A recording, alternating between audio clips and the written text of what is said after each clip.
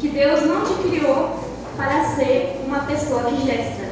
Ele te criou para ser uma mãe. Hoje o mundo ele tem tentado menosprezar e distorcer o significado de ser mãe e de ser mulher. Ele vem menosprezando isso que é uma coisa tão valiosa, né? Uma coisa tão especial que Deus nos deu e tem nos titularizado, tentando nos titularizar como pessoas que gestam. E ser mãe é muito mais que apenas gerar um filho. Ser mãe é uma dádiva divina, é doação de vida, é uma expressão de amor, de cuidado, de renúncia e bondades vindo do próprio Deus. Quando a gente olha o papel da mãe na Bíblia, a gente vê grandes exemplos de mães. E o primeiro que eu quero falar hoje com vocês é sobre Joquebede. Lá em Êxodo capítulo 1, diz que após o rei do Egito ele ver que o povo de Israel ia se aumentando em número, né? Ele via que mais homens nasciam, o povo ia ficando numeroso e mais forte, e isso acabou deixando ele com medo. E nisso ele dá uma sentença que todas as mulheres que tivessem filhos homens, né, era para ser jogado no rio. Só que Joquebede, ela foi uma mãe que ela fez o que pôde para proteger o filho dela. Ela montou um cesto e ela colocou esse bebê no cesto após ter protegido e escondido essa criança durante 3 meses, correndo risco, né, de ser pega, correndo risco da família dela sofrer com essa decisão, mas ela foi uma mãe corajosa. E ela coloca esse bebê no cesto e ela coloca ele no rio. E a minha mãe falou uma coisa bem interessante que ela viu, que Joquebede, além de tudo, ela foi uma mãe muito inteligente. Que ela não apenas colocou o filho dela no rio à deriva, mas que ela foi e ficou observando, ela com certeza ficou observando onde a filha do faraó ela se banhava. E nisso ela foi planejando esse plano para salvar o filho dela. E aí ela coloca essa criança no rio, essa criança ela vai indo e a irmã de Moisés vai indo também, acompanhando e olhando de longe. Até que a filha de Faraó ela vê o cesto, ela abre e lá ela encontra o bebê chorando. E ela tem compaixão desse bebê. E aí a irmã dele já vai e fala: ah, senhora não quer que eu arrume uma aia, né? Uma hebreia que ela possa amamentar essa criança? E aí a filha de Faraó fala que sim, que é para ela ir lá e chamar. E aí ela chama Joquebede, a própria mãe, né? Com essa ideia incrível que ela teve, essa inteligência que ela teve. E aí Joquebede vai e leva essa criança para casa e cuida dele até ele ser maior. E aí ela leva ele de volta para a filha de Faraó. E a gente pode ver que ela foi um exemplo de mãe protetora, um exemplo de mãe corajosa, um exemplo de mãe que mesmo a sentença sobre a vida do filho dela, ela não temeu, ela teve esse amor de mãe. Ela não simplesmente falou: nossa, meu Deus, meu filho nasceu, eu vou jogar ele como se ele fosse nada. Como hoje a gente vê muitas pessoas fazendo, muitas mães abortando seus filhos. E ela não fez isso com o filho dela. Segundo exemplo que eu gostaria de falar é sobre Isabel. Lá em Lucas, capítulo 1, versículo de 5 a 25, diz que Isabel já estava numa idade avançada e ela era estéril. E o anjo Gabriel apareceu ao seu marido e falou que ela daria luz a um filho e ele seria chamado João. E ele seria grande perante o Senhor. João não poderia beber vinho e nem bebida forte, e seria cheio do Espírito Santo desde o ventre materno, e prepararia o caminho para Jesus. Amém. E conforme a vontade de Deus, Isabel e Zacarias criaram João conforme Deus tinha estipulado, para cumprir o propósito que ele tinha na vida de João.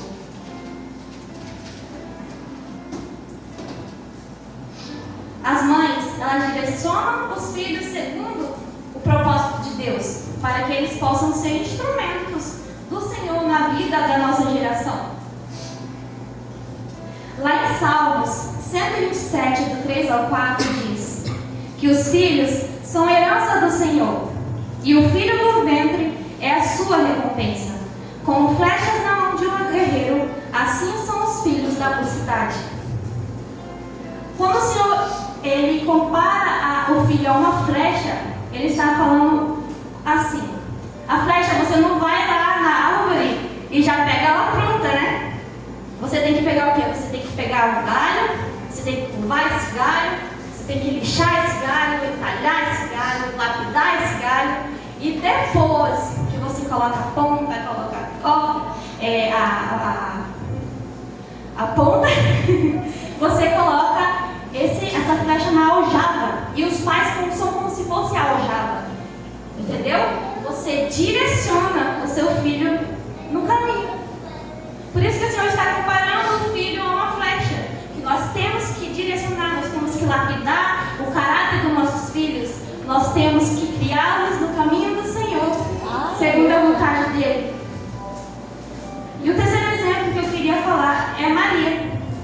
Em Lucas 1, no versículo 26 a 38, vai dizer que o anjo apareceu a Maria e disse: alegra-te, agraciada, pois dará a luz e ele se chamará Jesus. Maria era virgem, ela era uma moça que era noiva de José, ela ainda não tinha tido intimidade com ele, e ela era nova. A Bíblia não diz a idade dela, mas acredita-se que ela tinha entre 12 a 16 anos. E apesar de tudo isso, ela não se preocupou com a sua reputação, ela não se importou com o que as pessoas iam dizer, ela fez aquilo que o Senhor tinha ordenado ela fazer.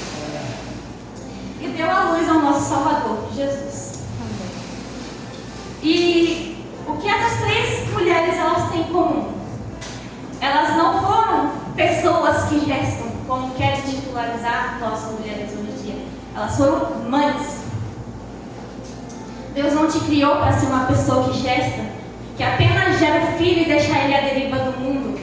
Ele te criou para ser mãe, para ser um instrumento na vida do teu filho, entendeu? Para você dar direção à vida dele. Quando você aceita o compromisso da maternidade com o Senhor, quando você aceita essa dádiva, você firma um compromisso com o Senhor, de que você vai instruir o filho no caminho dele. Porque quando você aceita a maternidade, você está cumprindo, entendeu? Ajudando o plano do Senhor aqui na terra. Porque as nossas gerações, os filhos que a gente dá, são herança do Senhor. Ele escreveu lá em Gênesis, ordenando que a gente multiplicasse e enchesse a terra. Então a gente contribui para o plano dele. Quando a gente aceita a maternidade, nós temos que cumprir.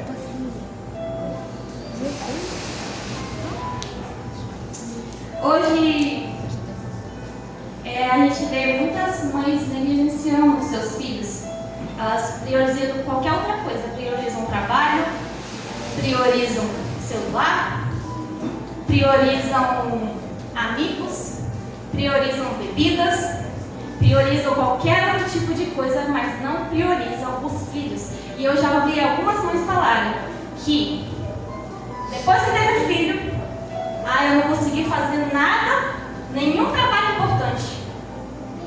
Mas a distração que nos impede de fazer o trabalho importante não são os filhos, porque os filhos são um trabalho importante que nós temos. E eu quero falar sobre como essa parte de negligenciar os filhos, ela é um pouco complicada, porque eu vivi isso na pele. Quando eu era criança, a minha mãe, ela tinha que trabalhar. E ela passava muito tempo fora. E acabou que eu assumi esse papel de mãe na minha vida, na vida dos meus irmãos. Eu fui mãe, eu tive que amadurecer muito cedo. Foi um responsabilidade que eu ainda não estava pronta, né? Quando eu tinha 8 anos, eu lembro que eu aprendi a cozinhar e eu fazia tudo dentro de casa. Eu limpava, eu cozinhava, eu tinha que cuidar dos meus irmãos, eu descia na porrada dele, né? Porque eu era mãe, então eu podia bater também, né? E isso acabou me gerando traumas. Tem que amadurecer cedo, tem que assumir uma responsabilidade que não era minha, me gerou traumas. E crescer sem a minha mãe, tipo, ela trabalhando, foi uma coisa complicada pra mim.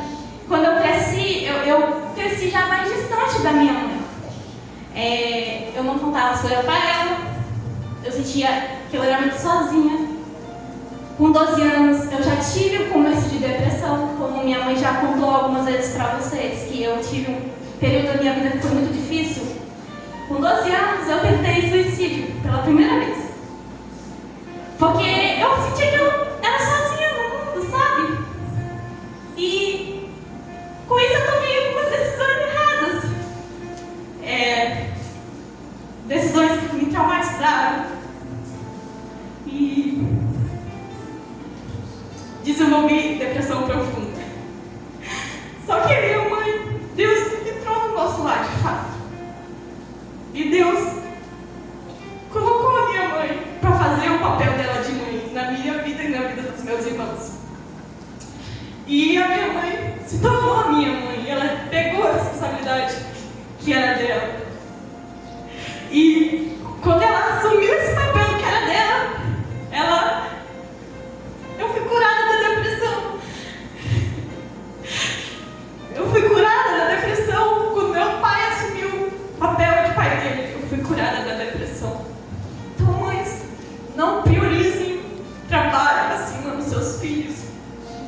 Não coloque responsabilidade que não é deles em cima deles. Eu sei que a gente tem que correr atrás do nosso trabalho, mas se a gente se doa tanto no trabalho, porque quando chega em casa, às vezes o seu filho quer falar com você, quer brincar com você, e você diz que não, que eu estou cansada. Não, isso não é certo. Porque o inimigo, hoje em dia, ele tem tentado contra as crianças. Ele vai nas crianças porque elas são mais fáceis, porque é na infância que a gente desenvolve o nosso caráter. E é na infância que as crianças são mais maleáveis. Elas são fáceis de moldar, elas vão ser moldadas conforme aquilo que o mundo quer, se você deixar o seu filho à deriva. Entendeu? Se você deixar o seu filho à deriva, aí entra a ideologia de gênero, que hoje em dia é uma coisa que tem entrado e mudado a identidade dos filhos. E cabe ao papel dos pais eles afirmarem a identidade dos seus filhos. Quando eu estava tendo a pressão da minha mãe não ter esse papel de mãe, de afirmar a minha identidade, eu estava tendo uma mudança de identidade. Eu não falo isso, nunca falei isso, mas o inimigo colocou assuntos, tipo assim, que não eram o que o Senhor tinha para mim. Mudando aquilo que eu sentia, comecei a sentir atração por mulheres, porque eu não tinha minha identidade firmada em Deus. E quando meus pais assumiram esse papel, eles vieram e afirmaram a minha identidade. Então, que eu sou uma moça, eu sou uma menina, entendeu? Eu sou uma princesa. E depois disso eu conheci o meu marido. Estou casada com um rapaz maravilhoso, que me trata muito bem. E o que eu quero terminar falando é que se a gente não der direção aos nossos filhos, o mundo dará. E esse mundo já não tem mais nada de bom a oferecer. Cabe a nós essa responsabilidade. Porque ser mãe é muito mais que dar à luz a um filho. É algo que envolve uma única combinação de amor, cuidado, dedicação, orientação e sacrifício. É uma jornada que traz alegrias e desafios, mas é uma das experiências mais gratificantes na vida de uma mulher. E eu quero terminar orando com vocês. Eu vim rápido,